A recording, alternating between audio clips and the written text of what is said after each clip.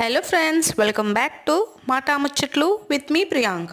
ఈరోజు మన టాపిక్ వచ్చేసి మంచు విష్ణు మాయాజాలం. వివరంగా చెప్తాను, వినేయండి. ప్రణీత్ హనుమంతు తెలిసే ఉంటుంది కదండి అందరికీ. ఒక తండ్రి కూతురు మీద అసభ్యకర కామెంట్స్ చేసినందుకు చాలా సంచలనం అయ్యింది. ఆఖరికి తెలంగాణ ముఖ్యమంత్రి గారు కూడా ఇన్వాల్వ్ అయ్యి అతను అరెస్ట్ చేయడం జరిగింది. అయితే దీన్ని అస్త్రంగా వాడుకొని ఫిల్మ్ ఇండస్ట్రీ సెలబ్రిటీస్పై పిచ్చిరాతలు రాసే వాళ్ళ మీద భరతం పట్టాలని పూనుకుంది. అది మంచి శుభపరిణామమే.